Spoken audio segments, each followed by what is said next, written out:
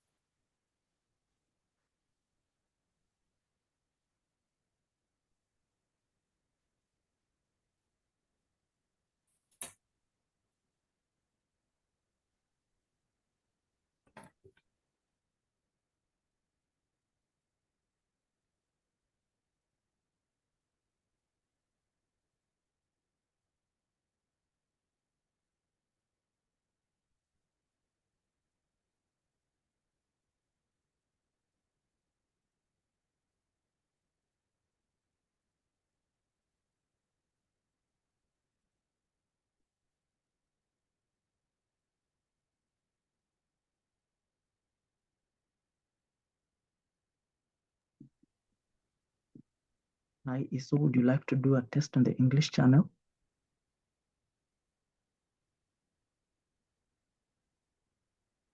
Loud and clear. Let's try French.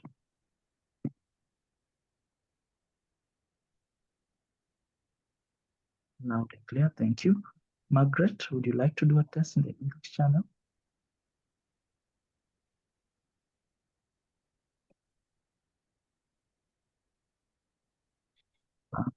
Perfect. Let's try French.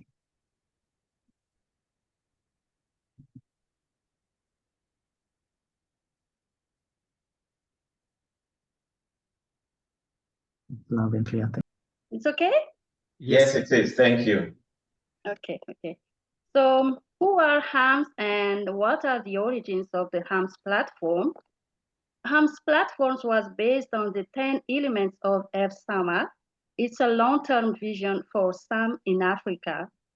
On Thursday, the 21st of March in 2022, some stakeholders, including some directors from 30 countries, decided to establish a network for the HAMS. Hence, an interim steering committee of 7 HAMS and led by the director Samba Kante of Senegal and me, myself from Madagascar was formed to establish the structure of the network and a framework of action. The 7 HAMS for which composed the interim steering committee was from Cameroon, from Republic of Congo, from Sierra Leone, from Zambia, and from Tanzania. The ISC was supported by Africa Mechanized Secretariat, and we are now presenting the report for your deliberation and endorsement of the proposed structure. The HAMS network aim for learning, coordination, and innovation in mechanization policies and practices. This network is supported by FAO, AUC, and ACT under the Framework for Sustainable Agricultural Mechanization in Africa. Our shared vision is to transform African agriculture through sustainable, inclusive, and climate-smart mechanization that leaves no one behind. What we do, we will share knowledge and best practices across regions. We build technical and managerial capacities of farmers and professionals. We will advocate for enabling policies and financial incentives. We will foster partnerships among government, private sector, and research institutions, and support innovations in machinery, digital tools, and sustainable practices. Our strategic areas are capacity building and human resources development, research and innovation, policy advocacy and governance, resource mobilization and partnerships, communication and outreach, and sustainability and environmental stewardship. How stakeholders can benefit from this platform by access to cutting-edge knowledge, tools and technologies, inclusion in regional programs and projects, networking and collaboration opportunities, capacity building support and training access, and participation in shaping mechanization policies and strategies. Our partnership model is as follows. In national level, we will have HAMS country chapters linking governments, private sector, and farmers. In sub-regional level, there will be 5 clusters aligning with RECs. In regional levels, there will be a continental HAMS council providing coordination and advocacy.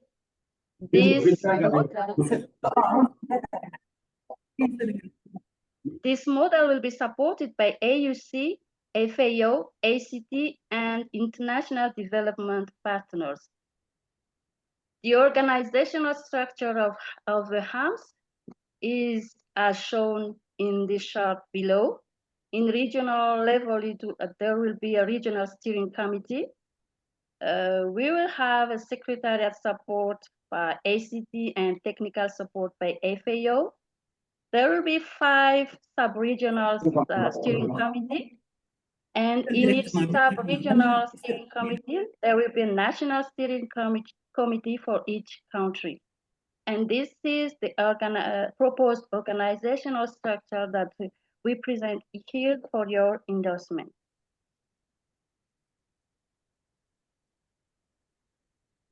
Our call to action to governments is to integrate some in agricultural policies and invest in mechanization services. To private sector, to innovate and invest in machinery, digital tools, and value chain services. To research and academia, co-create locally adapted technologies. To development partners, support capacity building and regional coordination. And to farmers, adopt sustainable practices and share knowledge. The changes that we envision are mechanization that is green, inclusive, and profitable, empowered farmers and rural youth leading agribusiness growth, strong institutions coordinating some across all levels, and resilient food systems contributing to Africa's prosperity and sustainability. Our key message is to outreach everyone to join the movement to advance sustainable agricultural mechanization in Africa. You can visit the website at www.africamechanized.org. You can email us through this mail address and follow us at Africa Mechanized, AMS, and some in Africa. That's all for my presentation. Thank you for your attention, and we already welcome you to the first Africa Conference on Sustainable Agricultural Mechanization, which will be held in Dar es Salaam, Tanzania in November this year. Thank you, Chair. Thank you very much for that presentation on the operational guidelines and structures for the HAMS network. It's a very important part of the institutional architecture that is required to promote sustainable agricultural mechanization in Africa. So we will definitely heed your call to join the movement to help promote some in Africa. Thank you. So let us proceed to the next presentation, which is on learning from the history of Africa's farm networks. That presentation will be given by Professor Geoffrey Mrema from the Sokoine University of Agriculture and Technical Advisor at ACT.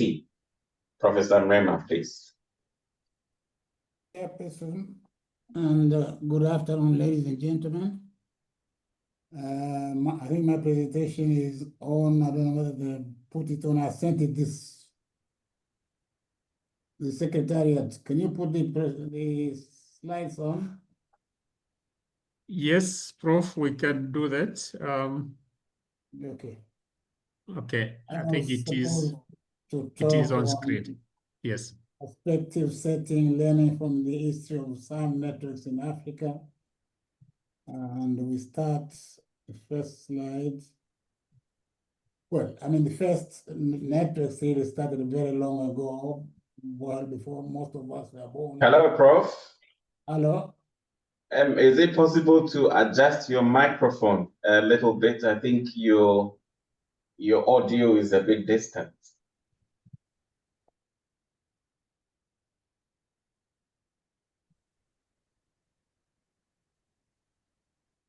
Now you are muted. Yeah, I'm okay.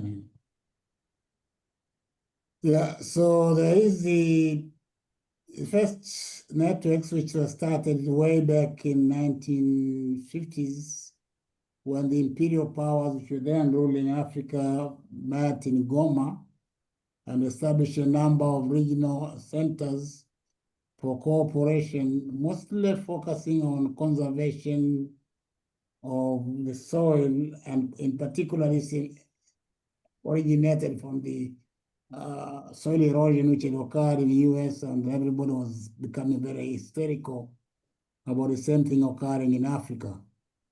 So things like SACCOS in Southern Africa Regional Center for Conservation and Utilization of Resources was started, and it operated for quite some time between 1952 to 1994. There were similar centers in Eastern Africa, in Western Africa, and in Central Africa.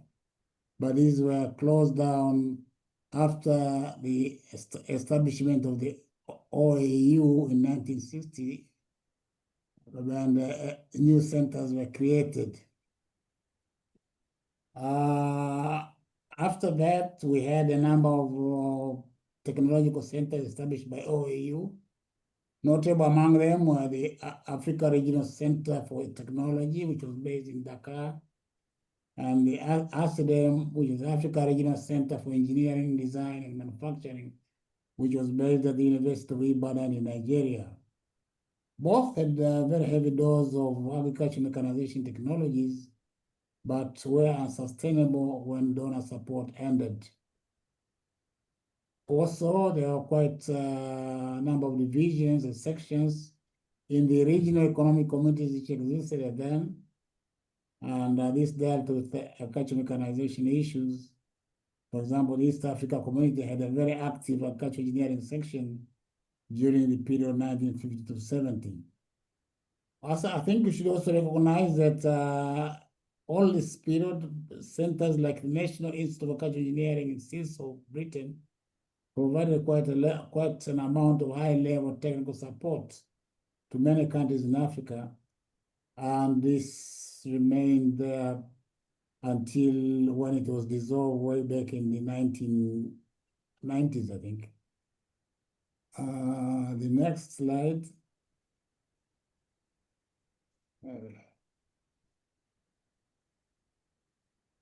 Move on, please.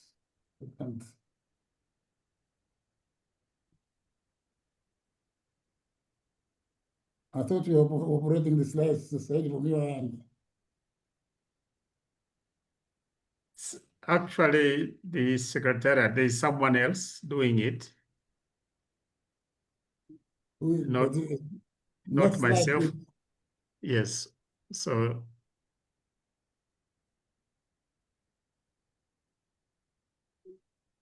well done.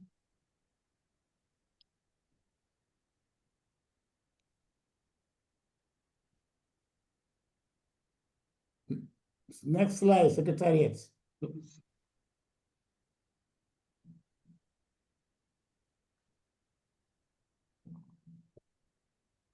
Sorry, I think there's a misbehavior of the machine. Sorry. Is it visible now? Yes, just it is visible. Mode. Please put it in presentation mode.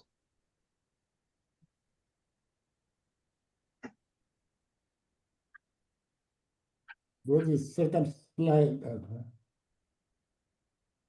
Okay, you got too fast. That's okay, it. There. I think the major feature mechanization in the 60s and 70s were the tractor hire schemes, which were very common in Africa and operated across national boundaries and within customs unions. The agriculture machinery franchises were regional to achieve economies of scale and scope. And this led to comparatively rapid expansion of mechanization hire business, and also sustainability questions did emerge.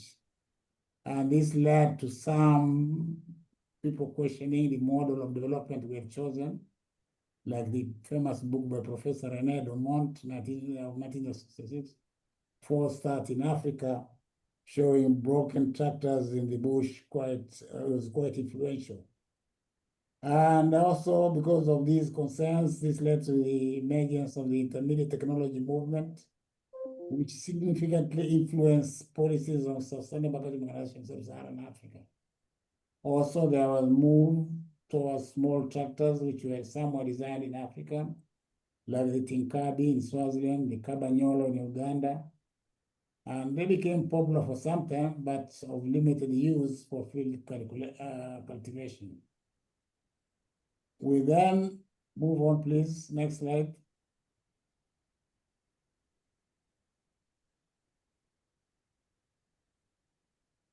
We then had a major review by the World Bank. This was done by the National Institute of Agricultural Engineering in 1984. And this was on the public tractor and equipment hire schemes, the research report AR 30. And it was edited by Seag and Philson. And it advised against public sector tractor hire schemes, which were followed by the famous Pingali book, Pingali, Bidiot, and Bizwanga of 1987. And they evaluated the farming systems which contributed to failure. They argued that farming systems contributed to failure of tractor hire schemes in sub-Saharan Africa due to leapfrogging the draft animal technology step and invoke the bootstrap evolution theory from India. And this always led to significant reduction in support for tractor hire schemes. And again, the African leaders, they were not very happy with this. They convened a meeting organized by the Commonwealth Secretariat, which was held at Ahmadu Bello University in Zaria. But again, the proceedings of that meeting are available online and you can read through it. Although they protested against the Pingali report. But what happened was waves of draft animal technology networks emerged between 98 and 90. And these were holding conferences and establishing centers throughout all over sub-Saharan Africa. There were universities in Europe which established centers of excellence on draft animal technology in Africa. But it became apparent that the draft animal technology stuff was not going to last long. A famous paper by Ehui, Simon Ehui and Paulson.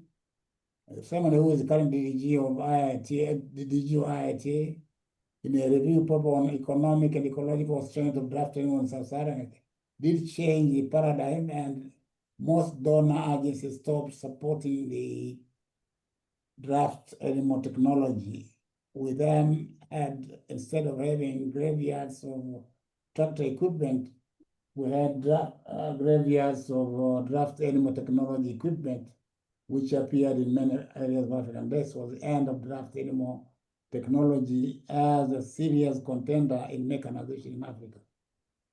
Other people were the centers also, were CGR centers. IIT, however, did close its very active branch of agricultural engineering in 1996 because of apparently no support from the TAC or the CG system. But some other CG centers emerged like CIMIT and IRI with the idea of small tractors, and this became famous in the beginning of this century, where the one they introduced the power tillers and which are still on up to today. So that's another centers which became active in mechanization in Africa. Next slide. By 2010, still following Sub-Saharan Africa is still following the agricultural mechanization strategy, which was enunciated by FAO guidelines, AGS 45, which was published in 1981 as Agricultural Mechanization in Development. AGS 45 has been used for over 45 years now and prescribed in all countries of Sub-Saharan Africa. The new editions of AGS 45 have basically repeated the messages in the original document as edited by Reich and Gifford. And I think we need to evaluate the impact of where this AGS 45 has taken sub-Saharan Africa, some in sub-Saharan Africa, because it's lasted for so long, and we don't know what's the impact. Lessons from Asia, I think we'll hear this from the next speaker. But one key difference between Asia and Africa was that Asia resisted prescriptions from external agencies and stuck to a tractorization strategy to replace animate power with mechanical technologies right from 1960s up to the present. The impact of the regional network for agricultural mechanization and the Center for Sustainable Agricultural Mechanization was critical. And mostly they were very successful in coordinating supply and demand for machinery hire services at national and regional levels. Also, lessons from other sectors, the research, for example, fertilizer, livestock, there are quite useful sectors there. Fertilizer use is one we could emulate, which the current NEPA target is to increase use of fertilizer from less than 5 kgs per hectare to about 50 kg. And I think quite some progress is being made there. So that model will also be an example for us to learn from. Agricultural research, again, you've heard of all the famous SACAs, CADESA, ASARECA, and CORAF, which have taken quite some time to form and quite exemplary. And also the very successful one is the one on livestock, the AU-IBA, Inter-African Bureau on Animal Resources, has had quite a notable impact and a very strategic structure.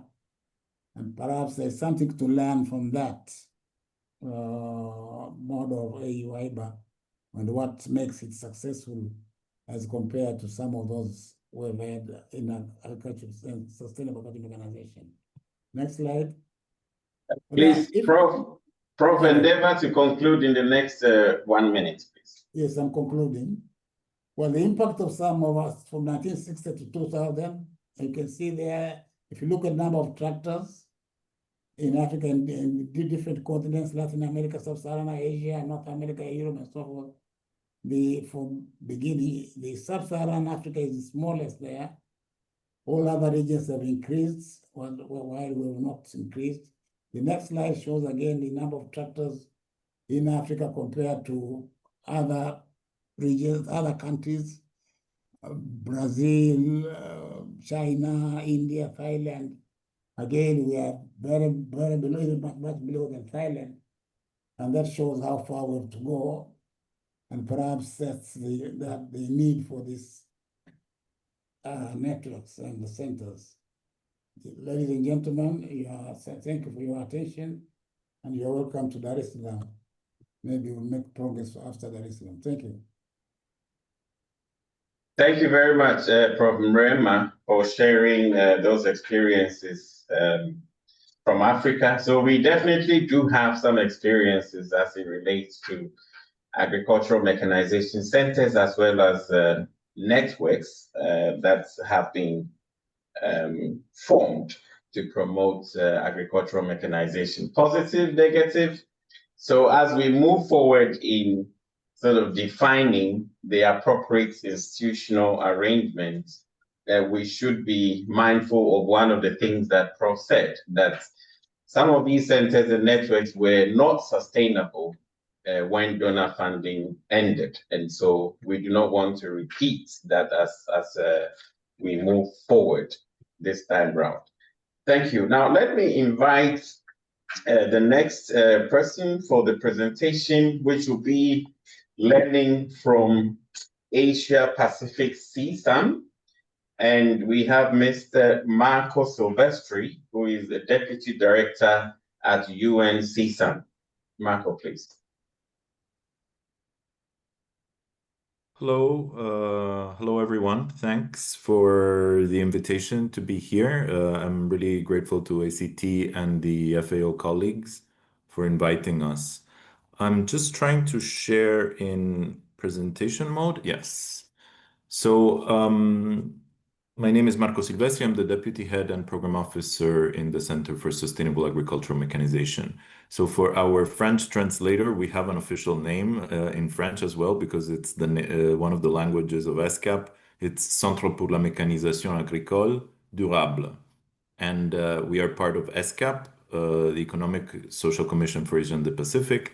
In French is CEPAL, Commission économique et sociale pour l'Asie et le Pacifique. So I'll just try to go quickly on how we were established and what we do. And we are really grateful to hear that, in Africa, there's so much interest in establishing a center like ours. We are quite a unique entity in the United Nations. We are the only United Nations entity that is exclusively dedicated to mechanization in the Asia Pacific region, but I think also in the world. We are, though, not part of FAO, like many would think. We are an institution under ESCAP, as I said. This is one of the regional commissions. So it's the regional development arm of the United Nations in the Asia Pacific region. For Africa, there is ECA. But ECA is not having a center like ours because they have maybe a different system, a different mandate. So we are similar in terms of organization, but we don't have the exact same offices and centers and entities. So we are based in China since 2003. I'll get more in detail there, but we are part of the United Nations Secretariat. So that means we are like what you think when you think of the United Nations, part of the people that are in New York in the General Assembly. Then there are the regional commissions as well. We are all part of the Secretariat. We're not an organization like FAO. So this is the history of CSAM. It actually goes back to 1977 or even more, because before 1977, there was an Asian Industrial Development Council. And this was part of ECAFE. That was the former name of ESCAP. Instead of Asia Pacific, they used to say Far East. Under this council, there was the idea to establish a regional network of agricultural mechanization. So actually, the idea came from UNDP, the United Nations Development Program. But because it was a regional thing, and UNDP only works at country level, they decided to hand it over to ESCAP as a regional entity. And so we were originally based in the Philippines when it was called ARNAM. There were a few first countries that came together to be part of this network. And the funding for establishing the center came partially from UNDP, as I mentioned before, but then from some countries like Australia, Belgium, Japan, the Netherlands. So countries in Asia, but also from Europe. And of course, the member countries were also funding it. So the countries that became the first members of this network started the funding.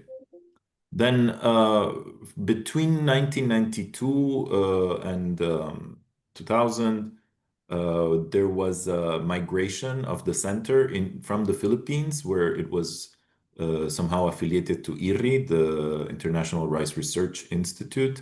It moved to Bangkok because that's where the ESCAP headquarters are, and also the Asian Institute of Technology is. So they were also involved in this, working on mechanization.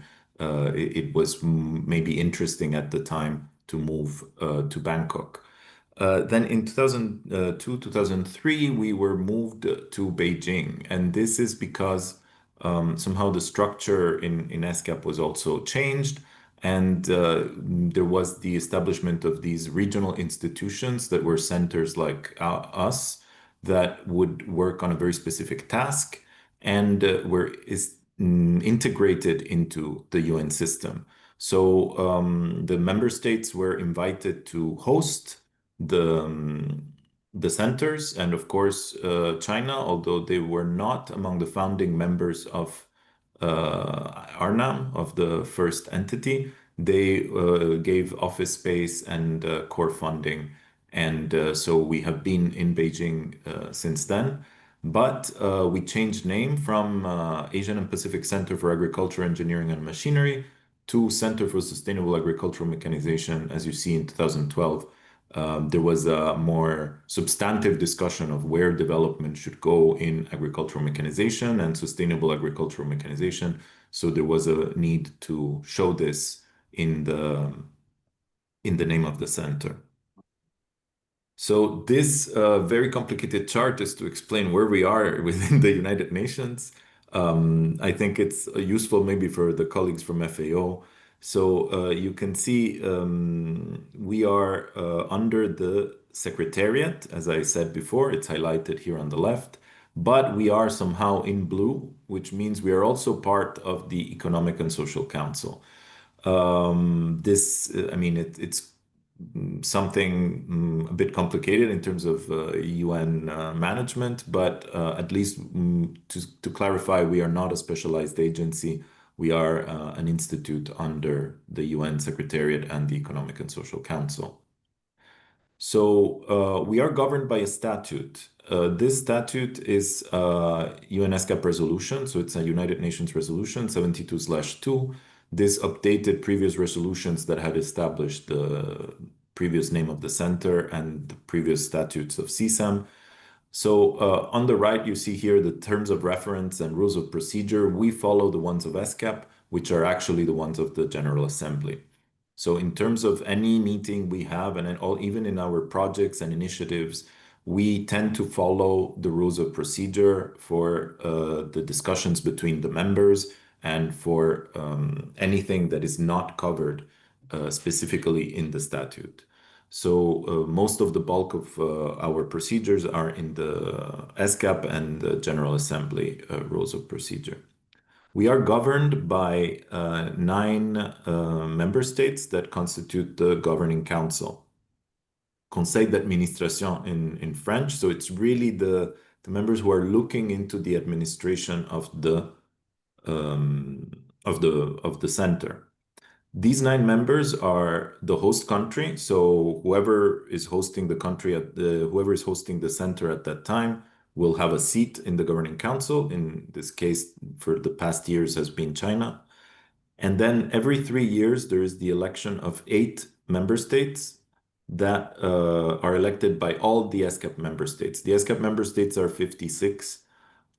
And there's also a few associate members, which I don't think is the similar case for Africa. So these are like Hong Kong, American Samoa, Cook Islands that are not really members of the United Nations, but they are considered associate members. They can also be part of the Governing Council. Anyway, these members, they represent all the other countries and they look into the work. We report to them.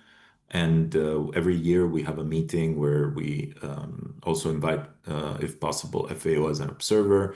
Other agencies or other countries are welcome to attend as observers.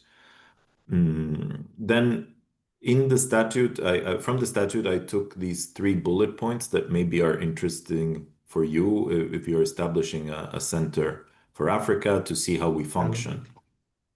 So we are encouraging all the members of ESCAP to give an annual contribution on a voluntary basis. This was not the case at the beginning. At the beginning, there was some core funding from the United Nations regular budget, but you might know that the United Nations these days is having a liquidity crisis. So it's been several years now that we have moved to operate exclusively from what we call extra budgetary funds, which are voluntary funds that are given by the member states. They are administered by the United Nations in accordance with financial rules and regulations, and they're in a sort of trust fund for the operations of the center. Then we are also taking other voluntary contributions that are specifically earmarked for technical cooperation projects or other kind of activities. And this is usually when some country or a group of countries want to fund a special activity, they will do it through a dedicated project, and then that is a different kind of fund base. We administer the funds as projects, not as the trust fund that governs all the operations. And the main point, I think, from the statute is that the center is called to mobilize sufficient resources. So part of our work is also to apply for funding from different sources, not only the member states, but also, donor organizations, whatever opportunities we can get. We would try to apply for additional funding. And this is because we are supposed to be operating mostly or exclusively under extra budgetary resources. So we were quite happy to be recognized. I think I met some of you at the FAO Global Conference in 2023 in Rome. I think that's maybe one of the starting points for the discussion of establishing an African center. And of course, we're very willing to support this and be part of any kind of committee, working group, or these webinars to share our experience on that. We were also very proud that there was a dedicated session during the conference related to harmonization of standards, where one of our flagship initiatives on developing testing codes and testing standards was featured prominently. So now, in general, passing from the administrative side to what is our more general goal, vision, and mandate. The mandate, which is also in the statute, is to promote the knowledge, the exchange, the research and development, the technology transfer, and the development of agro-business. We were actually originally linked under one of the divisions of trade in ESCAP.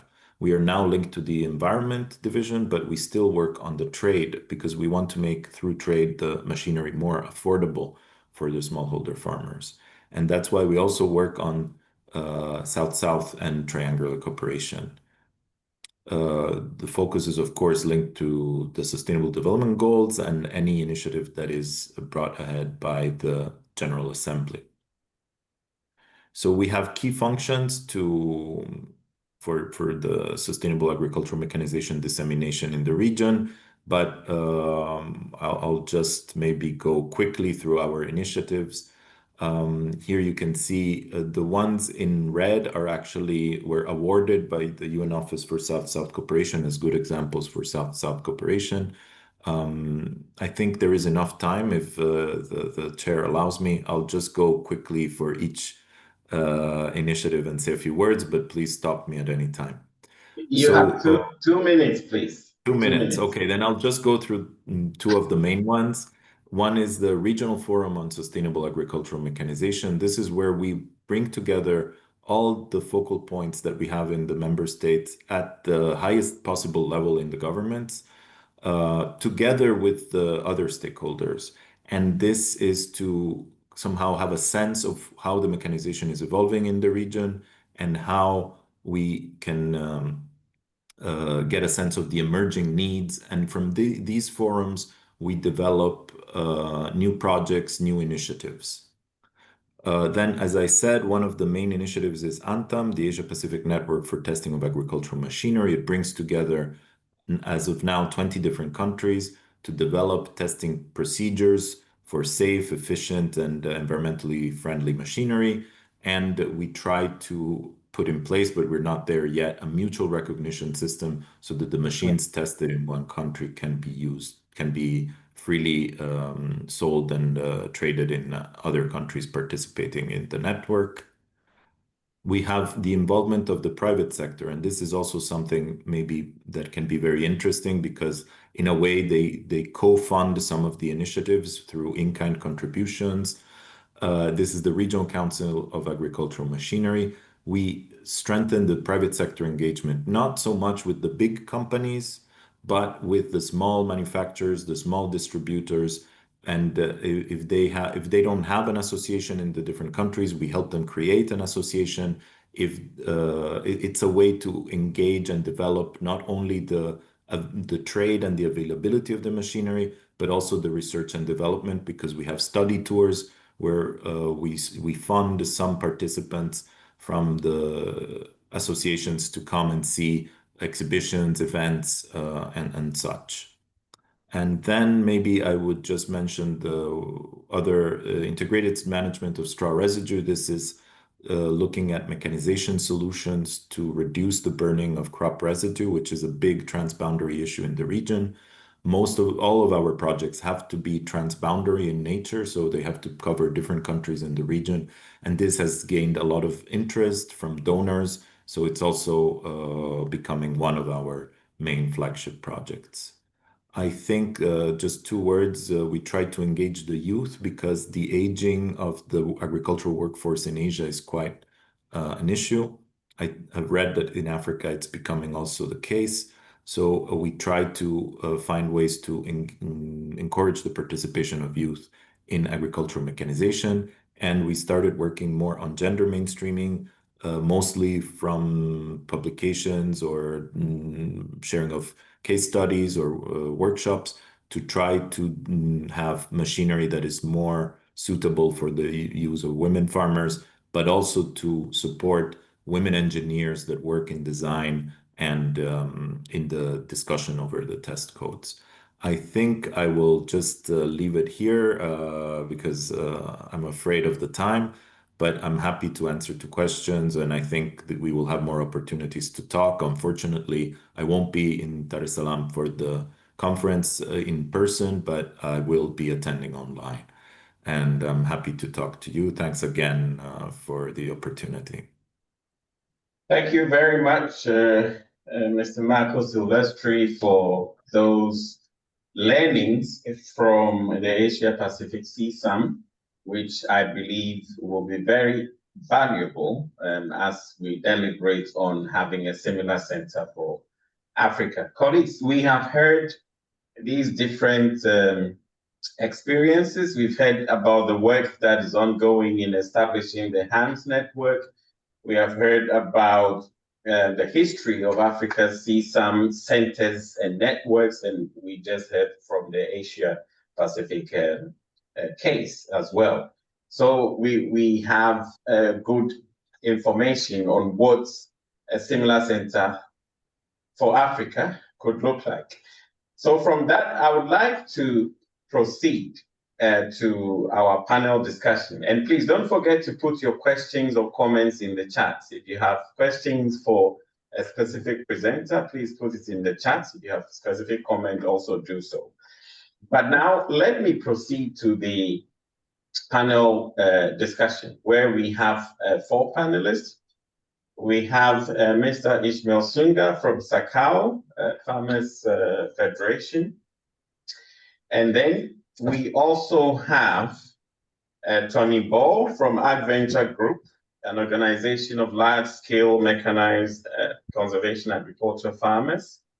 We have Nuhu Hatibu from Afri Academy. This is from academia. And also Baba Diallo, a Senegalese agripreneur. Colleagues, we have 3 main issues that we want to discuss in this panel segment. We want to hear your perspectives on what the key roles for an African CSAM should be. So number 1 is key role. Number 2, we want to hear what you think about the services which will deliver the most value from such a CSAM Center for Africa. And finally, how we could get such a center to operate sustainably. We heard from Professor Mrema that sustainability was an issue in the past. So for the first round, I would like to start with Ishmael Sunga. Please focus on the first 2 questions. The role, the key role for an African CSAM, and then also the services that will deliver the most value. You have 4 minutes to share your perspectives on these 2 issues. Mr. Ishmael Sunga, please. Thank you, Chair. I had prepared a presentation which was not divided into those sections, but I can tackle the question as it is without beaming the presentations because I'll be borrowing from there anyway. Can you hear me loud and clear? Yes, we can hear you. Please go ahead. I think the key role should be embedded in what are the key challenges that farmers are facing with respect to mechanization. I think that is so fundamental a starting point. If we don't start from there, we run the risk of going on a tangent. So the question now becomes, what are the key challenges? And my first slide was going to talk to it, but I can briefly summarize in 4 minutes what those challenges are. I think there are basic challenges, fundamental challenges for that matter, that are to do with access and availability and access. I think it's a no-brainer that I don't need to really get into it, simply because that is pretty obvious. The other issues are to do with whether it is profitable to actually have a successful mechanization at the farm level.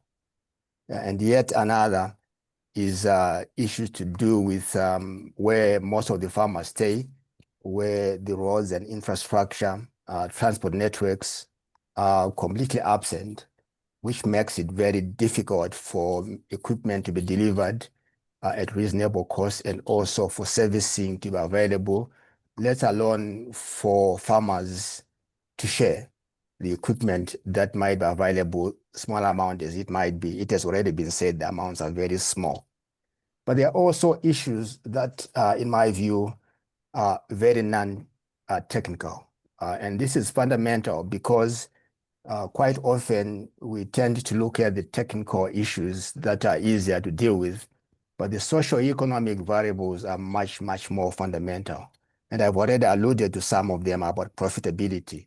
It is also about the different types of smallholder farmers that we have, ranging from those that farm to eat to a large extent, to those that farm purposefully for a profit.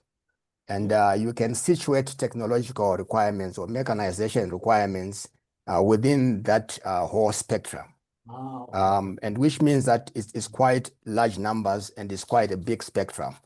For me, it actually talks about the need to be strategic in the approach that we take and to be targeted. There was mention earlier on about the aging farmer. I think my perspective would be that it's an opportunity actually to have a new generation of farmers that are driven by the ambition to make business out of agriculture and therefore makes it viable, that are also driven by the ambition to operate at scale, that also situates some of the fundamental issues mechanization faces because of the fragmentation of the land holding sizes. But also it also has another role that those that are going to be doing it as a business in the missing middle segment could also have could also be the docking stations for services to the outlying areas as part of their extension as well as business model. Another issue really that we have not looked at very carefully is the business model, because it is not so much about the technology itself, but about what it is supposed to be solving for. And I don't think there's sufficient discussions around what do we need technology for. It is much more, is it technology to enhance productivity or to enhance business or to make work lighter or to be nice? I think we really need to segregate and differentiate the reasons. And I'm mentioning this because if the center does not address that, it might fall into the same problem that other centers have. We have tried various models in the past. There has been Hello Tractor, which has been much more modern, but I don't understand whether it has been as successful as it has been touted to be. But I'll leave the jury out there to make a calling. There's also the machinery rings and machinery pools. This is the German model that has also been tried, but still they failed. But I still think it is because you're focusing more on the technology itself and not on the ecosystem that supports a much more viable, sustainable, non-donor-driven sort of approach to making agriculture viable and sustainable. I stop here, Chair. Right. Thank you very much, Mr. Sunga, for those perspectives. So you have given us some of the challenges which would then inform the role that such CSAM center should adopt. Right, do you mind sharing very briefly what services, therefore, you think would deliver the most value from such a CSAM center? I think the most services would be to ensure or to provide that which makes an enterprise viable, so that that enterprise will be able to uptake the kind of technology that will enhance its viability and its profitability and sustainability. Without touching that, and here I'm talking when one is talking of agriculture as a business. If one is really talking of agriculture as a way of life, the technologies that go in there perhaps is not what we're talking about at the moment. I'll leave it aside. But the fundamental issue is that if you are going to be providing services for sustainable delivery of food systems, it needs to have beyond an economic value, but a commercial, profitable, financial incentive to those that are going to be operating in that ecosystem. And that includes chip financing as one of them. That also I don't think it's a technical understanding of the equipment that we can subcontract. It's much more about understanding that which is required and bringing all the technical advisory services that will make it work for you, rather than you having that technical competence. Your competence should be up in here to bring those things together, because you won't be able to have all the competencies that are required. As long as you know what is required, you shop for them. Right. Okay, thank you very much. Very interesting perspectives on those two issues. Let me move to our second panelist, that is Tony Ball from AgVenture Group. And you heard the perspectives on the role that CSAM for Africa should play. Please, if you have additions to it, you may provide those additions to what Mr. Sunga already shared, but also proceed to share your perspectives on which services would deliver the most value. Mr. Tony Ball, are you here with us? Yes, I'm here. I'm Tony Ball from AgVenture Limited. So one side of the company is actually a large-scale farm, and we're also dealing with the small-scale farmers who are still on conventional agriculture. So basically, we're trying to change the farmer on the tools which they are using, so that one of the key components of conservation agriculture is basically the minimum disturbance of the soil. So with this, we are trying to look at some of the machines which can help us achieve that. So, for instance, let me just use an example. You have the disc plow, which the farmers are used to, or the moldboard plow, but we are trying to change them to use the chisel plow. So the adoption rates of such a change or of approach or technology, you'll always find there's some bit of resistance from farmers, because unless you train the farmer on why you are telling him to move from this type of farming to this other one, then you will not see the need of actually adopting the new implement. As you are in the value chain from farmer training all the way to processing and to selling. When you come to things like harvesting, you find the farmers are still using old machinery like the combine harvesters for their cereals. Whereas in our farms, which are the large-scale farms, we have the latest machineries, which actually are able to do more, like able to harvest. Even as they harvest, they're able to pick up the yields of that specific region, specific spots of the field, and are able even to do more, like even shredding the debris. So such a machinery is what we really wanted to try and take to the farmers, and such trainings and technologies to the farmers who are currently doing the conventional. And even if they're having the old, let's say, combined harvesters, which don't have those things, some modifications can be done on their kind of machinery which they have, because it's just a matter of doing some bit of fabrication and modification. Now, what we've also done, which is more or less close to what you are trying to look at here, is to really see which is the most important machinery we need out there.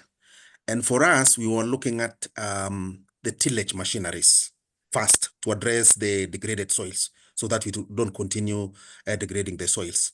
So we went out and also trained some machinery contractors out there in the villages, in the strategic areas, so that they are able to really fabricate their machines or even buy machines which are able to do better work. So once that the farmers use this, the farmers are able to see the yields. So once they see the yields and more income, then they're able even to even pay a higher price for some of the services. Yep, I don't know if I'm answering the question. Yeah, in fact, you are answering the question. I like what you said just now about the users of the services should see the benefits from the use of those services. And earlier on, you had talked about the need to have the appropriate machinery that suits the different categories of, for example, of farmers. And I think that complements what Mr. Sunga was saying, that we also need to look beyond the technology and look at the ecosystem and identify the services that will make these enterprises viable. So thank you for sharing those perspectives with us. I will come back to both of you later on to tell us about how we could make such a center sustainable. But for now, let me proceed to our third panelist, which is Mr. Nuhu Hatibu from Afri Academy. Mr. Hatibu, you have heard the perspective shared by the two panelists. What do you say?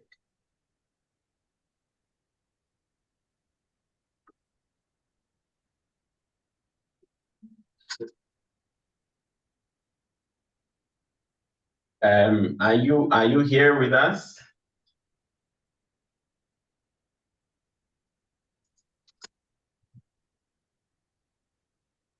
Mr. Hatibu, I see you. You are muted, so if you're speaking, please unmute your microphone. Can you hear me now? Yes, we can hear you. Please proceed. Okay. Actually, thank you very much for organizing this small meeting, and I appreciate the presentations from before. I want to come in and say two things. We need also to look at what are the opportunities Africa provide for sustainable agricultural mechanization. I am very keen to tie my comments to Africa Continental Free Trade Area. Because if the Africa Continental Free Trade Area works, it will be the largest free trade area in the world, with 1.56 billion people, followed by India at 1.46, followed by China at 1.42, followed by EU at 0.45, followed by US at 0.35. So we need, my thinking is, sustainable agricultural mechanization should be linked to trade. It should be linked to trade of both final products from our agriculture, as well as the actual agricultural mechanization itself. So my suggestion is, depending on, I'm not really very well exposed to the Africa Continental Free Trade Area, how it is progressing. This should be a key partner and having almost a key department of sustainable agricultural mechanization within the organization secretariat. Because with the 1.56 billion people in a single market, we will be able, first of all, to create a huge market for agriculture production, as well as a big market for agricultural mechanization systems. But we are also going to be a large enough market to attract investors who certainly are going to leave countries where population is going down and there is very little return on investment. So I'm suggesting that we link that into that. The second thing, I'm very happy that the previous speaker before me was a private sector person, because I think sustainability of agricultural mechanization, given the age we are in now, is actually only going to be successful if it is driven by the private sector. So the center we are talking about should be looking at how to build critical nodes of serious private sector players along the entire value chain of agricultural mechanization, from research to manufacturing to trading to maintenance to operation and so on and so on. And then how to link that one then to the central markets that we have for our system.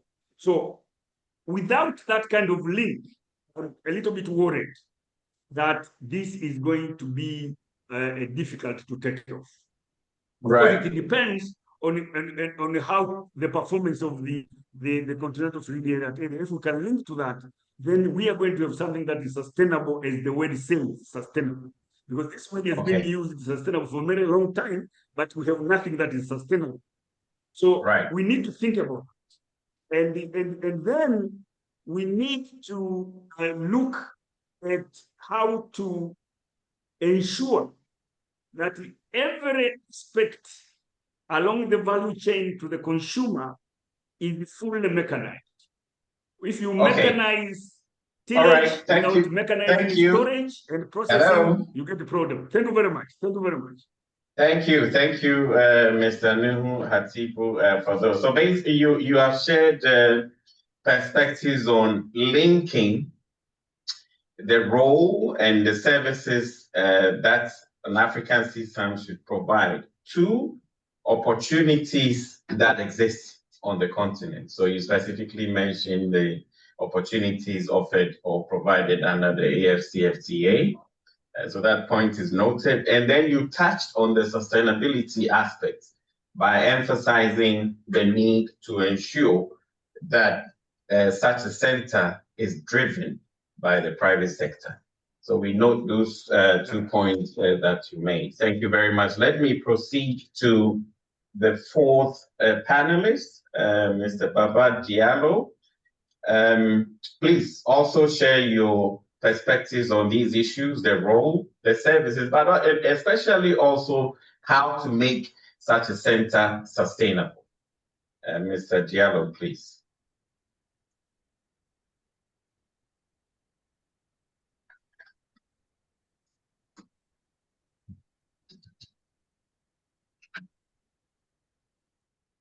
If you are speaking, you are muted, so please unmute and speak.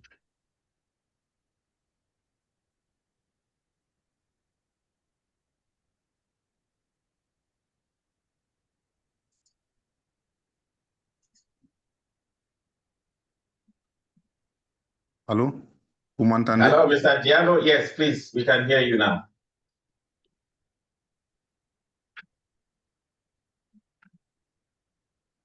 Allô, vous m'entendez? Oui. Yes, we can hear you. Please proceed. Bonjour tout le monde, je vous remercie et c'est vraiment un grand plaisir de participer à cette rencontre. Bon, moi, je m'appelle Baba Diallo. Je suis entrepreneur risicole dans la vallée du fleuve Sénégal. Bon, pour la présentation que je vais vous faire, il s'agit là de la mécanisation agricole durable et emploi des jeunes, trajectoire d'un jeune riziculteur de la vallée du fleuve Sénégal. Je pense que vous l'avez avec moi. Allez-y, allô? Please focus please focus on the Africa CSAM Center and how to make it sustainable, please, using your experience from Senegal.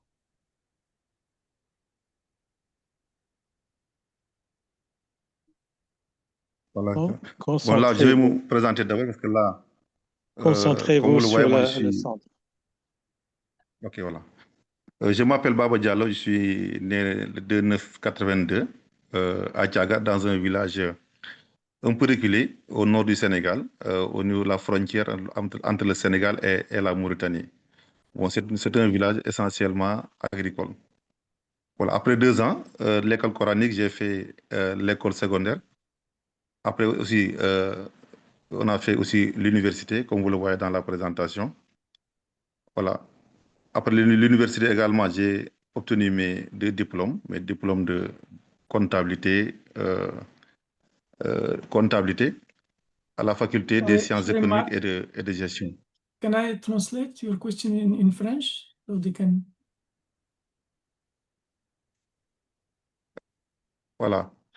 Hello, À l'université Mr. Cheikh Anta Diop. Oui, vous m'entendez? Yes, please kindly proceed to share those experiences and how it helps to make the proposed Africa CSAM Center sustainable. Voilà. Please.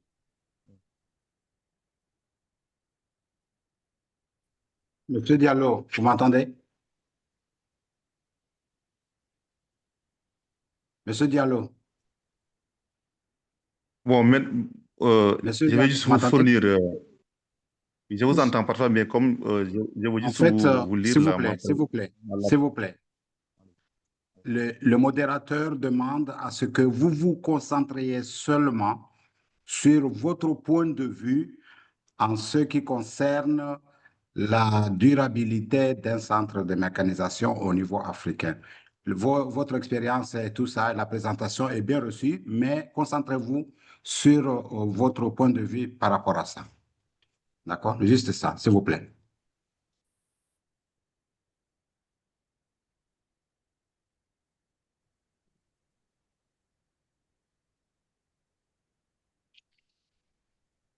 Allô? Allô? Vous m'entendez? Allô? Vas-y, On c'est vous moi qui entend vous bien. entends. On Allô? vous entend. Hello, Mr. Diallo, please proceed. Bon, voilà, maintenant, donc, j'ai besoin que vous me reposez la question, comme ça, parce que moi, j'avais en face de moi la présentation, mais maintenant, comme c'est une question à répondre, s'il vous plaît, vous reposez la question, comme ça, je vais aller directement au but. Mr. Finn, please re-ask your question again. All right, please proceed to give your presentation, but summarize the presentation. Give a very short presentation of what you have prepared. Please proceed. Faites votre présentation, mais soyez bref. Allez à l'essentiel. Allez à l'essentiel, s'il vous plaît, sur le Voilà, sujet. d'accord, c'est ça. Voilà, c'est ça. OK. Comme je disais tout à l'heure, moi, je suis agriculteur au nord du Sénégal. Après avoir fait mon cursus scolaire, j'ai choisi de retourner dans l'agriculture. Voilà, c'est un choix que j'ai fait depuis le bas âge. Voilà. Maintenant aussi, nous sommes dans la prestation et la mécanisation dans l'agriculture, parce que nous sommes dans une zone un peu reculée qui ne maîtrise pas bien les nouvelles technologies. Maintenant, j'attends votre question. Comme ça, on aille beaucoup plus vite.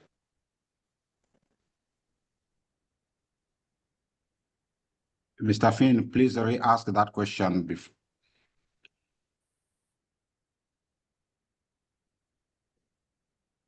Ouais, allez-y. Ouais.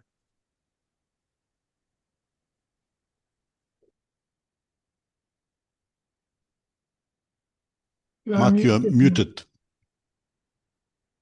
Sorry, I was Voilà, muted. c'est Thank ça. you, Mr. Diallo, Ça for the brief également, c'est une information on agricultural mechanization in rural areas in Senegal. I'm sure we will have opportunities to hear more from the Senegalese experiences when we go into the breakout sessions. So there is one breakout session that it focuses on farmers and their experiences and how that can help the discussion of an African CSAM center. So, okay, just before we conclude this session on the panel session, I want to ask this question again on the sustainability of an African CSAM. We heard what Mr. Hatibu said already about making or focusing on a center that is driven by the private sector to make it more sustainable.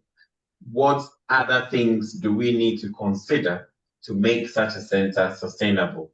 And here I open it up to Mr. Ishmael Sunga, and also Mr. Tony Bo, if you have perspectives on that. Very briefly. Chair, the issue of sustainability is very scary, given the history that we have had and that also many people have experienced. If I go back to my argument, my earlier argument, that the issues, in my view, are not technological and technical in nature. They go beyond the scope of technology. And to try and drive that through a technical center might have its own challenges. But if the technical center is flexible enough to ensure that the leadership of the technical center is actually going to be multidisciplinary and is going to come not from the technological, at the moment, the way that I see is configured, it's like a research organization that has got experts who then do research on farmers and not facilitate farmers' research. And I'm seeing that we could end up having engineers doing mechanization on farmers and not facilitating farmers to do mechanization themselves. So I think that's part of the sustainability. But if you want to go straight to the issue of financial sustainability, there's no running away that it would do with a lot of development investments. But they would have to be of a limited nature. We might have to redefine what is sustainability. It might have to be limited to light up something to happen than to think that it will be there in eternity. I think that might be an old definition of sustainability. As long as something starts a movement and that movement runs on its own, sustainability is actually not about the institution. Maybe let's relook what are we talking about when we say sustainability. As long as the farmer is now running, and that's good enough an indicator that they've done a good job, maybe they are not needed anymore. Thanks. Just a few reflections. Okay, thank you very much. I mean, you're highlighting the earlier points about looking beyond the question of technology and also looking at the broader ecosystem. And here in particular, you talk about the need for a multidisciplinary leadership of such a center. Thank you for that. Mr. Bo, do you have some perspectives on the sustainability question? Yeah, let me use an example of one of the machines which we lease out to our farmers. We have a planting machine, which is a one pass. So it has a chisel, it has a harrow, it has a planter, and it has a roller. So the conventional farmer out there, traditionally when he's doing the land preparation, would have gone for the chisel, he comes for the harrow, he comes for the planter, and possibly the roller. So the approach we used to be able to sell that machine to the farmers to have a buy-in was first, the crops which we were growing is a crop called canola, which has a guaranteed price and market. So the farmer was assured of the market for the produce. Number two, the farmer was being supported on how to grow that crop. So at the end of the day, the yields were quite high.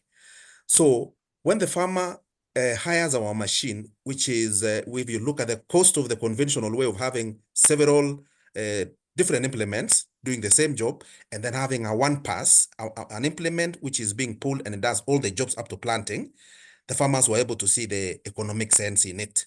And also because we are on sustainable agriculture and conservation agriculture, we are also trying to reduce the number of times the tractor is really trampling on the field. So the approach is to try to make sure the farmer sees the profit at the end of the day. That is one, because you are dealing with a crop which has a guaranteed market and price. Secondly, the farmer gets the yields, so he'll be willing to use a tractor. And then lastly, for the farmer to see that what I've been doing out there is more expensive, and what now is being offered to me is much more viable. That is the approach we used, and we really moved from small acreages, and then now the machine is doing bigger acreages just through that approach. All right, thank you very much. So essentially, you're saying that the center should facilitate the delivery of services that adds value towards the beneficiaries' operations, to the beneficiaries' operations. So for farmers, for example, it should make their businesses more viable. It should make it more profitable.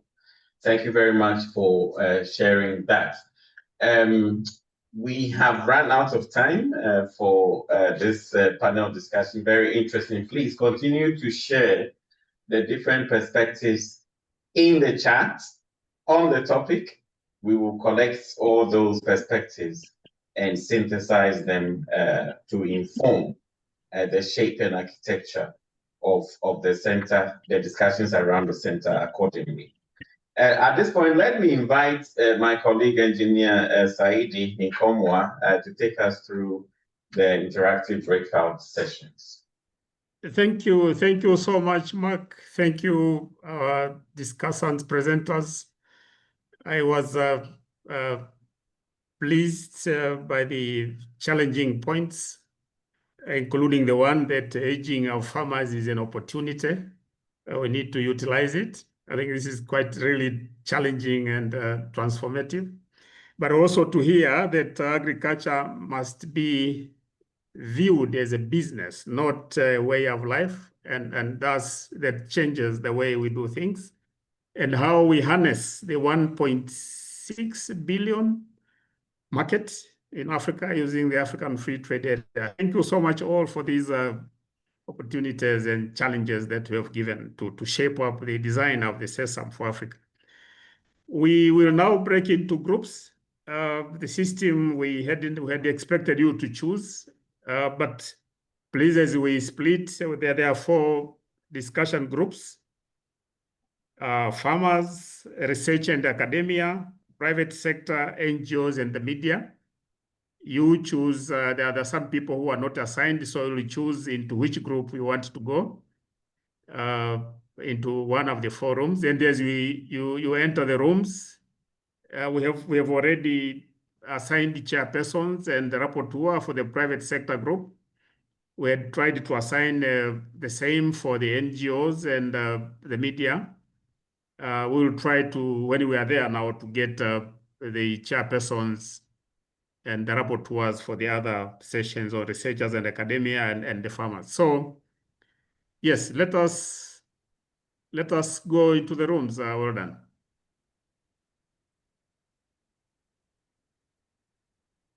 Are we ready?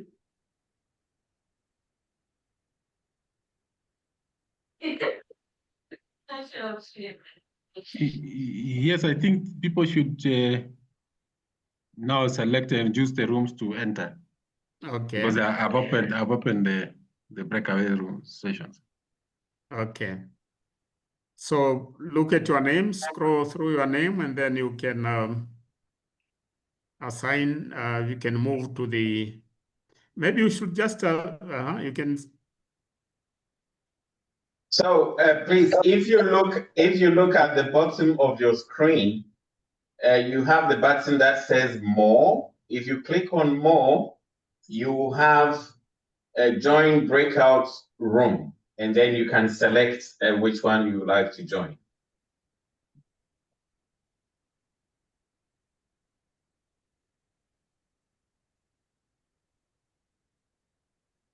Est-ce que c'est clair pour les francophones? For French speaking.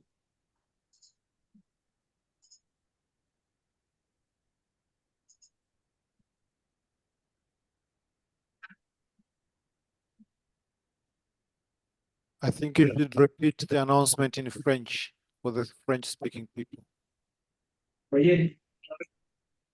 Vous allez en bas, pour les francophones, vous allez en bas de l'écran, plus, et vous cliquez sur plus, vous allez voir que vous pouvez choisir la salle. Et vous rentrez dans la salle, et dans la salle, vous allez choisir le groupe, le sous-groupe que vous souhaitez, auquel vous souhaitez participer. Alors, il y a 4 gros sous-groupes. Le groupe des agriculteurs, le groupe de recherche et l'université, le secteur privé et les organisations non gouvernementales et médias. Et vous cliquez sur participer.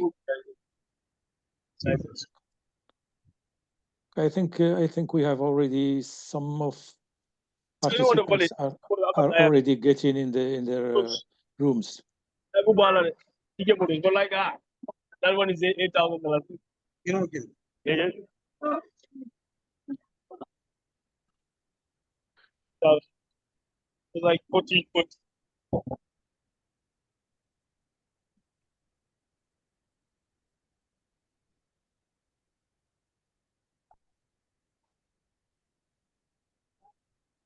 Okay, colleagues. So as you go into the rooms, there are 2 key questions that you immediately must tackle.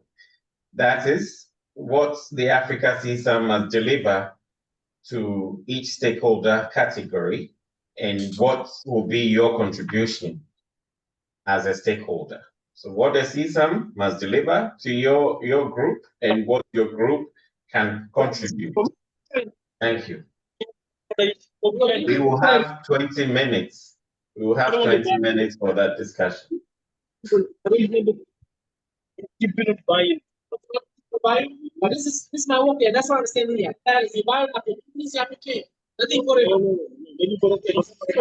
That's how we are.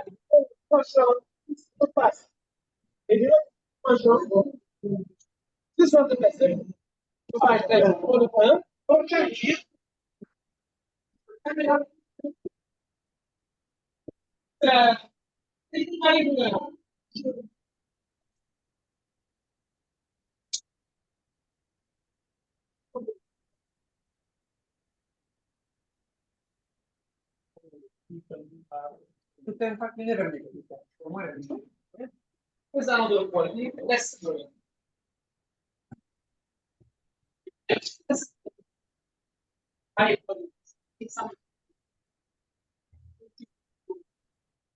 Wow.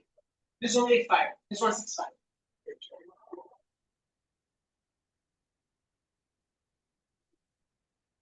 I go by the Muhammad. You check. Push your production date. This one 2025. There is 2022. So it's me expired. Expired. Of course. Hey, good guy. Yeah. You better stop talking. I have to explain to you. It's my job. That expires. No, it's your business. No, it's your job to sell, not your job to get the specifications and stuff. Anyway, it's okay. No, but 285. 8,500.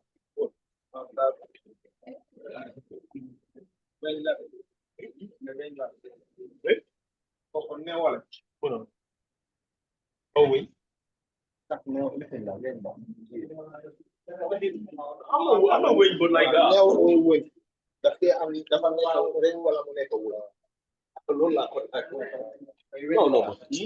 Then when you think that, you didn't wait. You didn't wait. No, I'm not talking about that.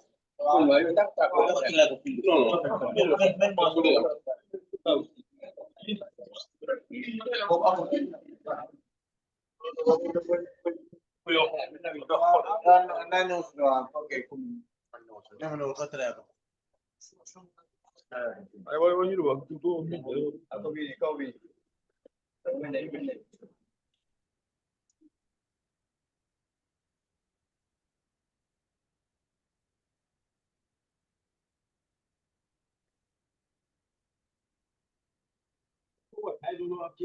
Hey, coach. Sir. Yes, sir. I mean, are we still talking there? You're going? Okay, so what about that tie, the same type? The same type? The same size? Yes, we have. How much is that? 7 pounds. Why did you This is the company is looking at different. Now let me show you. Choose bring 30%. You choose button like.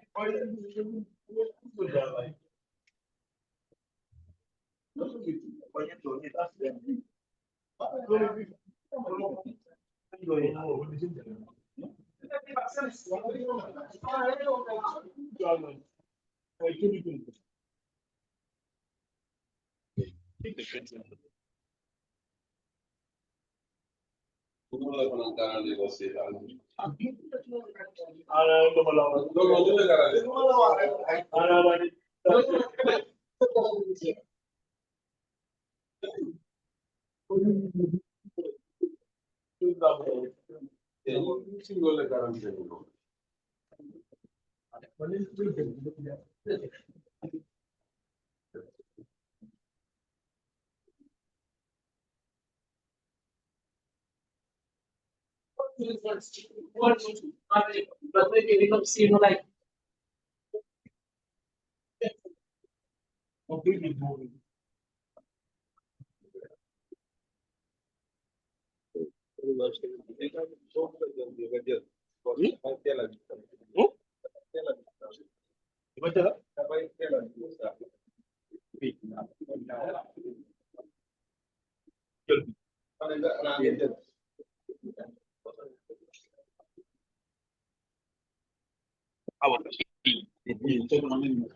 I don't know when you size them, but those are smaller. Smaller. I more only mean all me size. Yeah, but what I'm saying, because you go, I mean, 8,500. Then you go, how much is $8,000?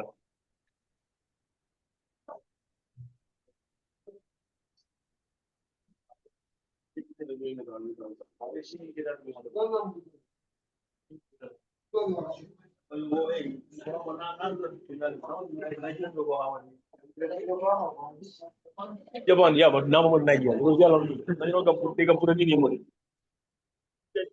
Not that much.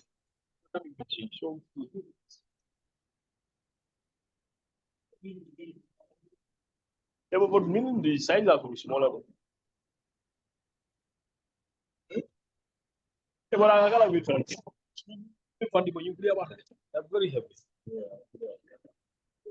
Okay. Huh? Right.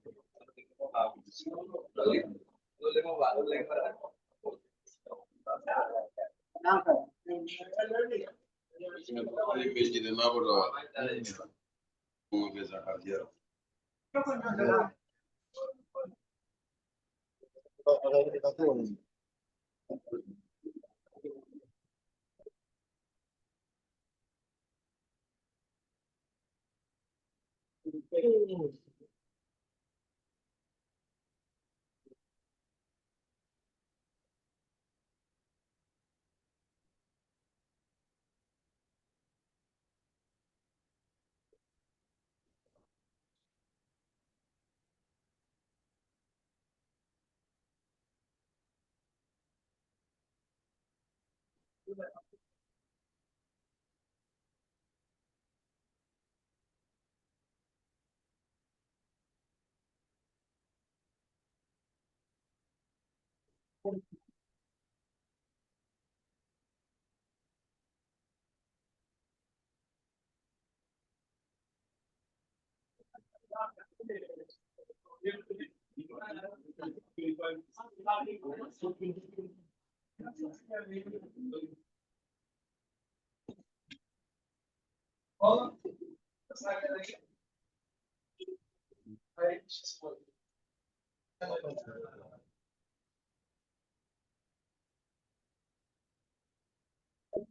how much can you do 70?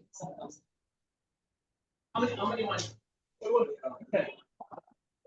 I can do 7. No, não registrou essa frase. Ela não registrou essa frase. I mean, it's my customer. I know him very well. But I have different category. He need the person cheap. I just not do him away. I think the problem. I have the another time. I give it to that one. Extra big one. Yeah.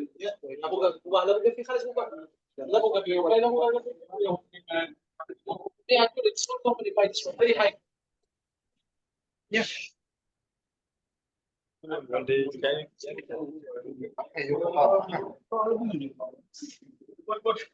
Sport truck.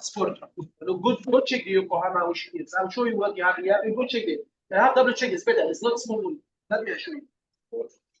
Wait, I'll show you the date. See, 2016 weeks, 2025. 16 weeks from 2025 this year. Fresh. Go check your Yokohama, your friend there, and Tony, and come back. I'm not going to wait. No, that's the dealer. That's the dealer itself. That's from the dealer in there. What's I'm saying? Check there. What I told you. What you. If you're satisfied there, that is no expire. How is not?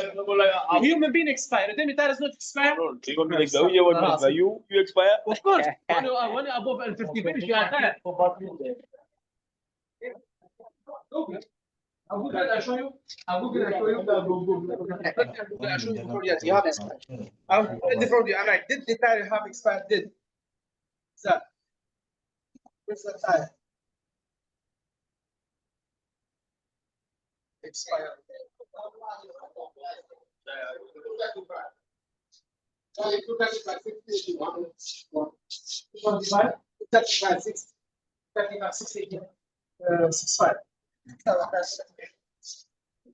What's your worst price? Tires don't have an expiration date. Continue. But they do age and can become what's in 2 weeks and based on by 6 to 10 years. Continue. Just from the manufacturer, even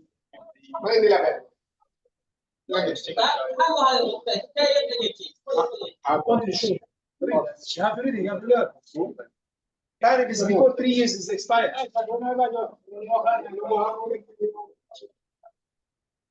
That's all.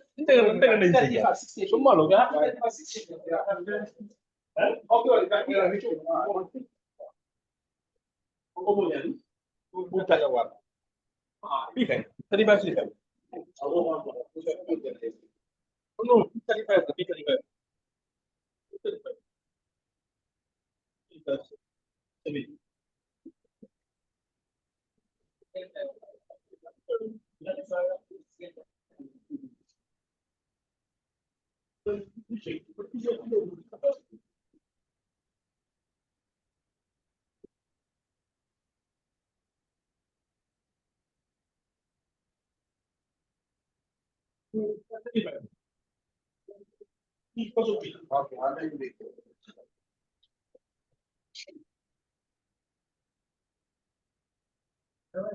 is that? What? This one, look at any other brand.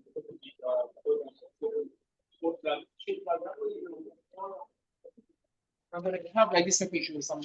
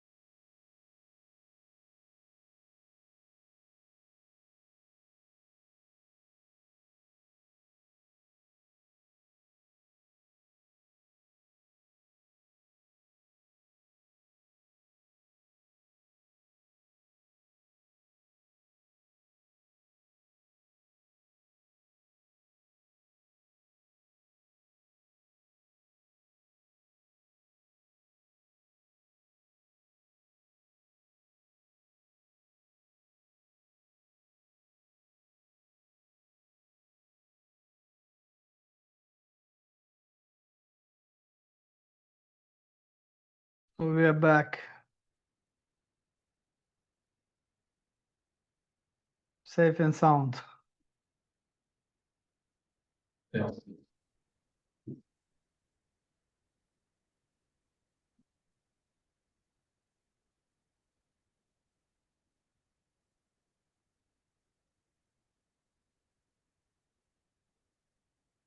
Okay, colleagues, welcome back from your discussions in the breakout sessions.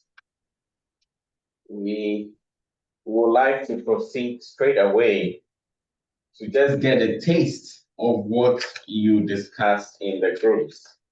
So I would like to start by calling the rapporteurs from each of the groups to very briefly, in 2 minutes, just highlight the key issues that you discussed. And you had the 2 questions, which basically were what the CSAM should deliver and what your contribution will be.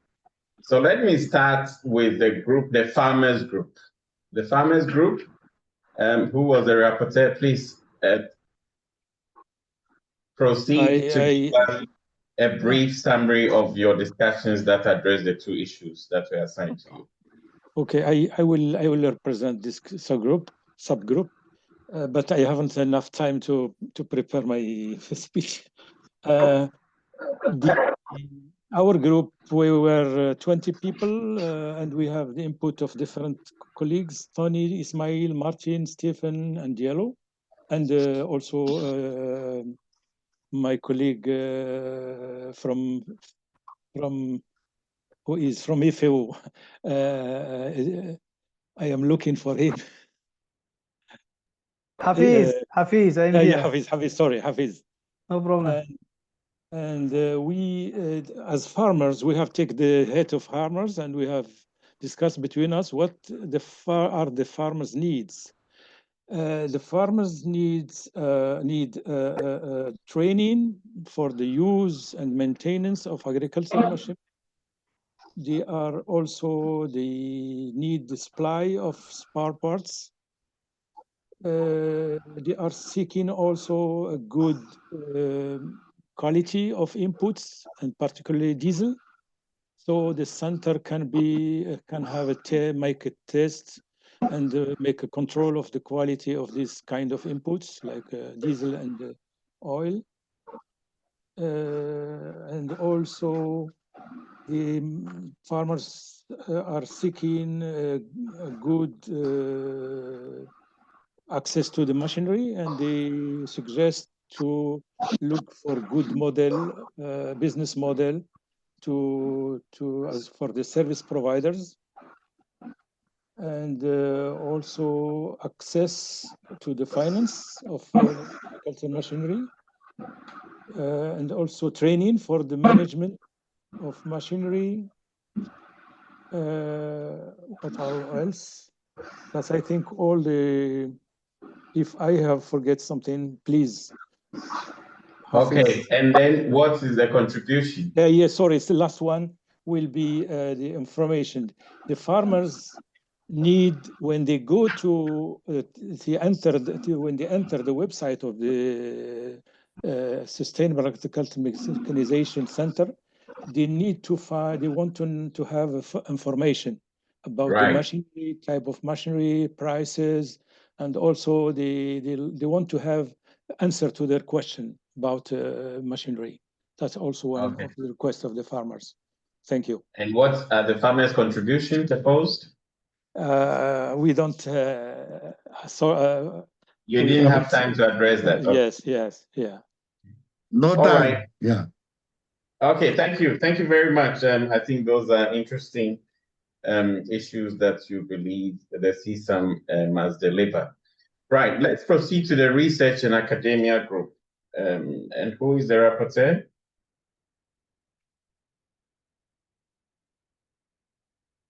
I am the rapporteur, Patrick Makung from Dar es Salaam, Tanzania. The group mentioned a diverse of recommendations pertaining to what I suggested for the center. One, it recognized the fact that there's already a diversity of research outputs in terms of types, in terms of technologies, and that the center should focus itself to kind of classify them according to agro zones and test recommending a few so that meet the market limitation, address the limitation of markets in that way by promoting those that will have been done, been seen suitable. That the center should support mobility. A case was mentioned presenting a scenario that suppose the center was in Uganda. What would that it mentioned about the fact that the mobility should be facilitating mobility and exchange. Another aspect that was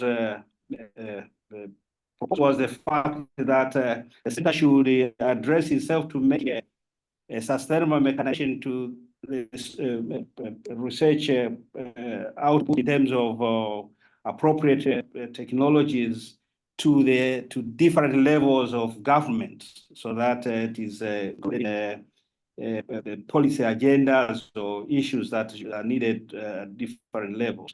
The other recommendation was that the center should be seen as a center of excellence, which does some certification for different classes of actors like manufacturers, traders, service providers, so that if they are certified, they are brought up, I believe, to contribute better in a sustainable mechanization. The other contribution was the fact that they should, as much as possible, support local manufacturing of machinery or agricultural equipment, which then would make distributed machinery appropriate.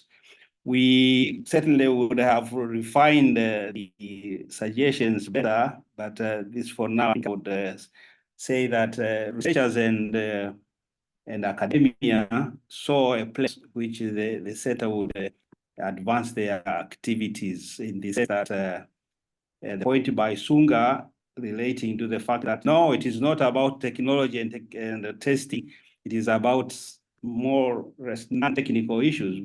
Was also mentioned that probably the center should address that by bringing this kind of knowledge to the researchers and academia, so that this is not bypassed in the activities, but not to say that that aspect of contribution should not be the preoccupation of the center.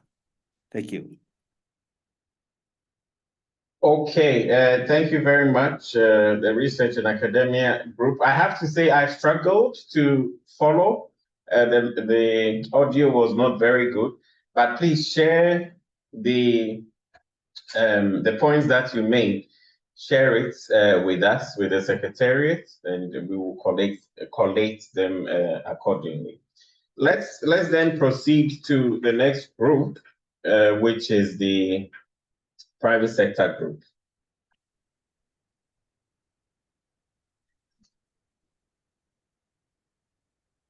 So in our group, so Peter was the moderator and I was the rapporteur. And what can I say? It's a very interesting discussion that we had, talking about the private sector. And the question that we asked before, what's this center can do for the private sector? And based on some experiences, mainly in China, for example, we know that the center can play a very vital role to support maybe manufacturers by capacity development, training, and so on. That is really first point that we have discussed. And for sure that the center can be developed if it is in an environmental which is very supporting the development of private sector. This is the first point. The second point, the key point is regulation. We're talking about regulation, about raw materials, about the prices of the raw material.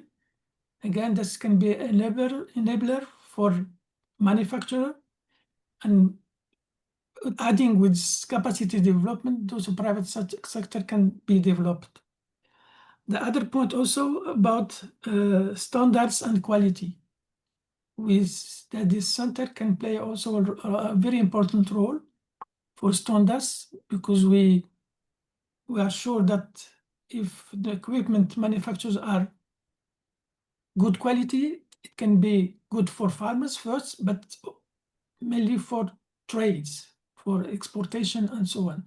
And that is a very important aspect that the center can play very important to encourage trade of machinery between countries and so on.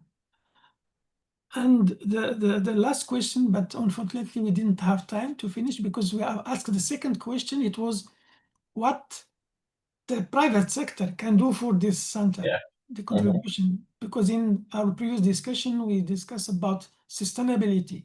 And this is one very important aspect to the center to be sustainable. But we are sure that the private sector can also play a very important role to finance, let's say, the center, and in a way that it can be sustainable. That is very, very important. Now, the modality of the contribution, that it should be discussed maybe in the other context. So this is what the discussion from our group. I don't know if our colleagues, they have other things to add. No, I think, thank you very much, Karim, for sharing what the group on private sector, the private sector group discussed. So let's now proceed to the NGO and media group.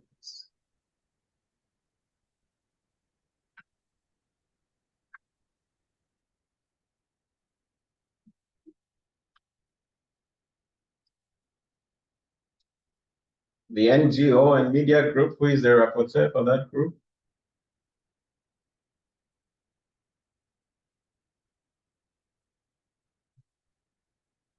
Or any member from that group who is able to briefly give us a taste of what you discussed. Okay, I'll pick it up. Thank you. The first item was that NGOs and media ought to be part of the evolution of what is being set up at the center. Secondly, that umbrella organizations that are active in mechanization-related endeavors, whether from the social sciences or from the hard sciences, they ought to be part of the vision and mission of setting up this particular center. And then also another matter that came up is that perhaps the NGOs can assist in profiling farmers to borrow, so that we adequately borrow from the economies of scale. You are able to tell these kind of farmers will be able to buy equipment on their own, or they can be supported through bank loans, while as this group of farmers, they need all out, support. So by segmenting or categorizing them, one can easily perhaps route this project, or use the center to be able to we call it target the right recipients of help from funding agencies, including government. So the NGO sector, since they are at the grassroots, they are with the farmers, they can assist in a project that profiles the different categories and their socioeconomic dimensions in this mechanization drive. Another point that came up is that of establishing a database and information center at the center itself, so that the journalists and others in the media, whether the print and digital, can be part of co-creators of various processes and procedures and projects and strategies emanating from either the center itself and vis-a-vis from the recipients of the mechanization drive. There are so many examples that were cited by our friend, our Nation newspaper representative from Nigeria, of efforts and failures when perhaps the media are not given space in these, IRC centers that we have around Africa. And Okay. another one that was also mentioned is establishment of incubation centers. I think the question again was about the youth, that we've left them behind in the agriculture sector up to today. So if we have an incubation center at at this place, then we can embrace the youth that are out there, seeking to be part of the agriculture sector, which they have been shying for quite some time. What's the final one? Right. Basic Okay. I think thing. that is good. That is good. You have given us a taste of Thank you. what Thank you. you discussed. So thank you very much. So listening to all four groups, there are a couple of things that come up. And I heard an emphasis on training, on, for example, on maintenance of the machinery. So training is one, capacity building is one issue that has been mentioned both from the farmers group, but as well as the private sector group. There was the issue of information. The center as a source of critical information, that has also come up strongly. I've also heard about the center facilitating standards and quality of the machinery to encourage trade across countries. Standards and quality as a key issue. In terms of the roles, and then also, of course,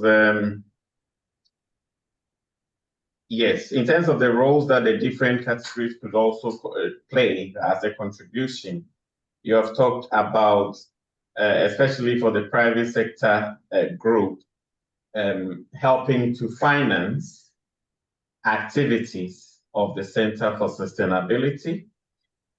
We have also heard, especially from the NGO and media group, on profiling and categorizing farmers and helping with the establishment of a database and information center accordingly. Maybe the last point about what the center could also do is this issue of an incubation center for youth in particular as one of the core services to be delivered.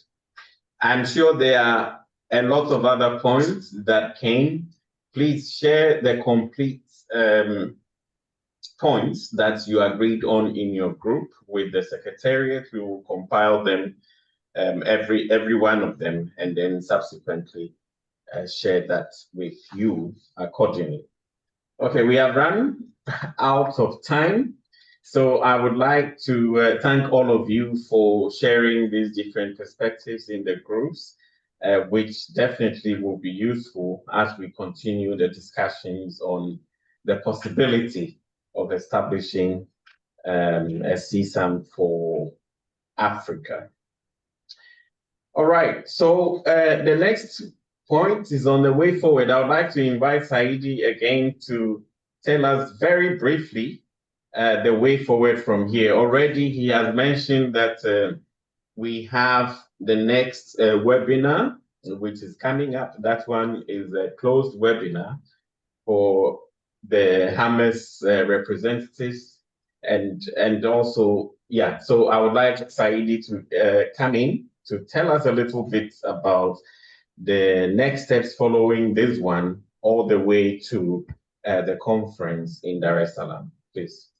Thank you so much, Mark. But there is a hand which is insisting. I don't know, maybe you can give him 1 minute to be heard. Okay, Aliu Kamara, sorry, I missed your hand. Please come in.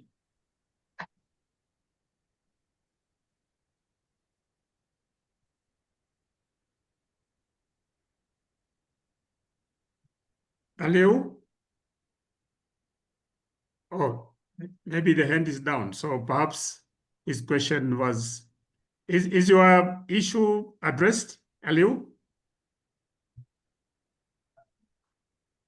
Okay. So May I say thank you so much for the presentations. There are several questions in the question and answer. What I can say, and we had also received additional questions through emails online.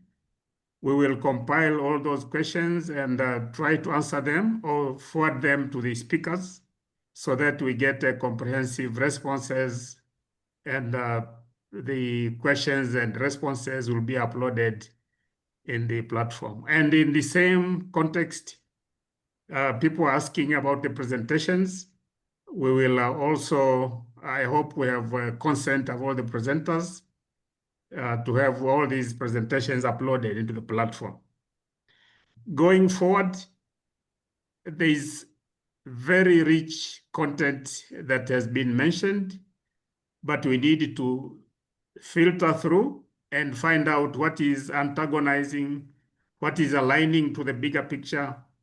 And that is the work we are going to do in the coming week, together with the FAO and other experts, to distill all this very good and very wide information to find out how do we align it to the vision of a SESAM for Africa.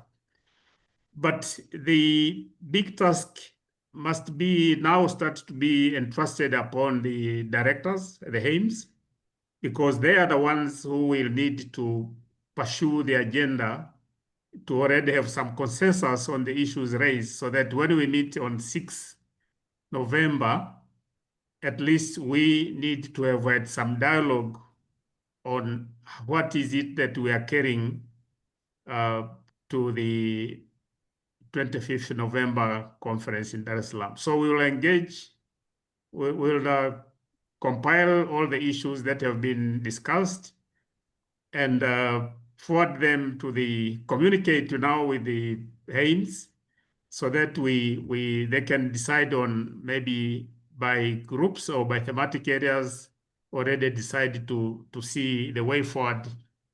How will what is the agreed upon issues that we'll discuss on the November conference as well as in the Dar es Salaam conference. That is how I see it as a way forward, and it has been a pleasure listening to all these transformative suggestions. We will see how we consolidate and act on them. Thank you. Thank you very much, Saidi. I think the way forward is very clear. We will consolidate and synthesize and consolidate what you have shared with us today. It will feed into the next webinar, and from there we will take it to the conference in Dar es Salaam on 25th, 28th of November. Thank you very much. At this point, let me invite my colleague Joseph Kingsley, who leads the mechanization team at FAO headquarters in Rome, to give us the closing remarks. Thank you, Mark, and thank you, Saidi. Thank you all participants, speakers, panelists, chat contributors for being very active and contributing really vibrantly and with dedication. I counted 25 countries from those who were appearing in the chat, and also 4 CG centers, IRI, CIMMYT, ICRISAT, and ICARTA. So I think and of course, FAO is present, and that's good. And so I think this was a really useful and contentful session. We had 150 listeners, which is about half of what we want to get in the Dar es Salaam conference on physical presence. And maybe I want to add one point to what Saidi and also Mark said. I'm really so happy that this HAMES network was founded in 2022, as Madame Rondro Malala said, and she's the interim steering committee head. And it's unique that the directorates for the mechanization groups in the ministries of all countries of the continent are trying and come together, and a little bit more formally, because for me, looking what our friend Mario from CSAM presented, that one slide about being part of the UN system was really scary. I don't think we have the time and the patience to become a UN organization with this CSAM for Africa. And that is why we need a strong HAMES network, because the HAMES network, that is the vision that is coming up here, and it's not mine, it's I think a long discussion rounds, will become a little bit what are the member countries of the CSAM ESCAP constitution. So it's the HAMES network that should become the government body or the board or whatever you want to call it for this CSAM center. So I think we should keep that in mind when we, and those of you who are part of the HAMES network in this meeting, or the others who will be invited to the 6th of November, it's very important to keep that in mind. We have a concrete assignment to create this CSAM structure beside the content of it, which we have discussed in the subgroups, and which will be a mix of modern tools like online databases and knowledge systems, but also hands-on training and policy advice. So I think, but we also need to get the structure right, and FAO is there to support, and maybe together with UNIDO, who will be in the conference, and maybe with other institutions like our IIFIs, the banks, and NGOs. So here we go. I don't want to speak much longer. I want to thank you again, and just keep this in mind. Specifically, those who are directly in the government structures of the ministries and working in mechanization section, we need to hear concretely for the conference to come out at day number 3 with a tentative or draft that is presentable and that can work, and as a structure backbone for the intended Center for Sustainable Mechanization for Africa.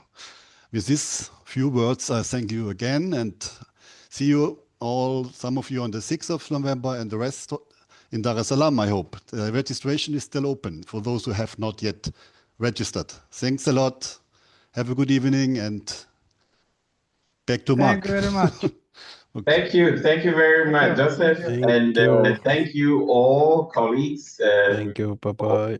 Your rich contribution. We expect to see you either online or in person in Dar es Salaam on the 25th and 28th. Thank you.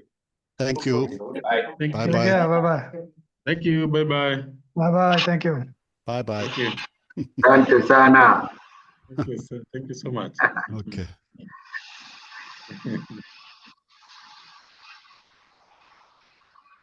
Thank you very much. Bye-bye. Bye-bye. Thank you.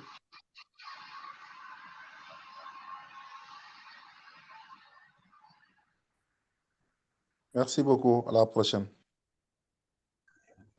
Thank you, YY. Thank you, YY.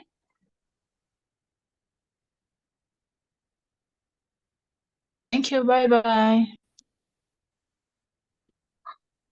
Thank you. Thank you all. Thank you so much. Thank you.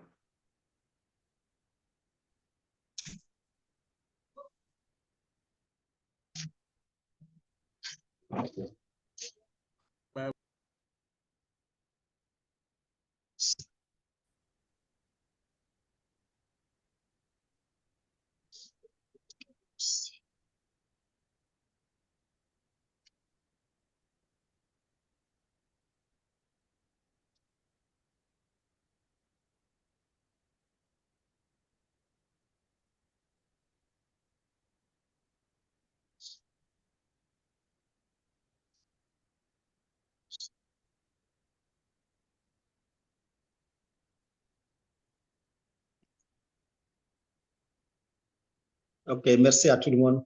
Merci à tout le monde.